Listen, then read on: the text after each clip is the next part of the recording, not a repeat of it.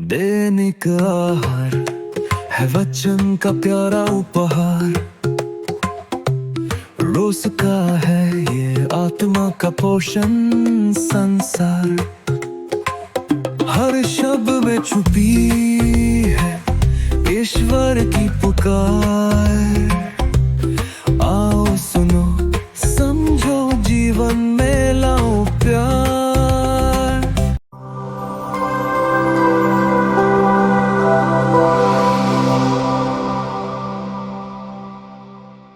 ख्रिस्त में प्यारे भाई और बहनों, आज के सुसमाचार में हम देखते हैं कि जब प्रभु यीशु ने कहा मेरा मांस खाओ और मेरा लहू पियो, तो बहुत लोग उलझ गए और उन्हें यह बात कठिन और अजीब लगी।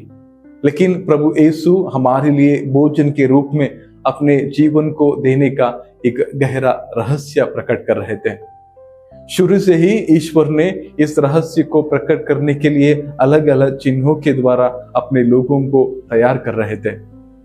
पुराने नियमों में रोटी और दाखरस धन्यवाद के रूप में चढ़ाए जाते थे।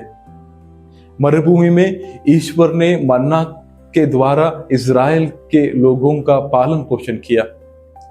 मेल्कीसेदेक ने भी रोटी और दाखरस चढ़ाए। ये सब चिन्ह थे जो आगे चलकर उसे सच्चाई के और इशारा करते हैं, जिसे यीशु अब प्रकट करते हैं, उनका अपना शरीर और लहू जो हमारे लिए दिया गया है। प्रभु यीशु पूर्ण बलिदान बन जाते हैं। क्रूस पर वे अपने आप को पूरी तरह अर्पित करते हैं और यूकरिस्ट में वही बलिदान हमारा भोजन बन जाता है। वे दूर से हमें नहीं बचाते बल्कि हमारे भीतर आ जाते हैं। इसी बात को संत अगस्तीन ने सुंदर तरीके से कहा है, उस भोजन को खाना और उस पेय को पीना मतलब मसीह में बने रहना और उन्हें अपने भीतर बनाए रखना। ख्रिस्त में प्यारे भाई और बहनों, यही हमारे विश्वास का केंद्र है। केवल मैं विश्वास करता हूं कहना पर्याप्त नहीं है, बल्कि उनमें जीना और उन्हें अपने अंदर जीने देना। हम इसे आज के पहले पाठ में भी देखते हैं। प्रभु यीशु से मुलाकात के बाद शाऊल पूरी तरह बदल जाता है और पौलुस बन जाता है। जो पहले मसीह का विरोध करता था और ईसाइयों को मारना चाहता था, वही अब मसीह के लिए कष्ट सहने और अपना जीवन देने का तैयार हो जाता है, क्योंकि अब उसका जीवन प्रभु यीशु के साथ जुड़ गया है।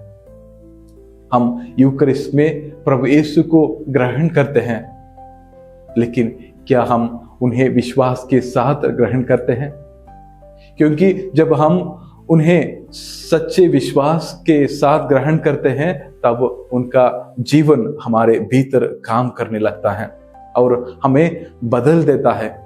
तब हमारे जीवन में और हमारे संबंधों में उनके प्रेम का असर दिखाई देने लगता है। तो आज हम अपने आप से पूछे, क्या हम सच में प्रभु यीशु के इस जीवन की भूखे हैं? जब हम यूकरिस्ट में आए तो केवल आदत से नहीं बल्कि सच्ची इच्छा के साथ प्रभु यीशु को पाने, उनमें बने रहने और उनसे बदलने के लिए आए। यीशु अपने आप को हमें केवल पाने के लिए नहीं बल्कि हमारे भीतर जीने के लिए देते हैं। आमीन।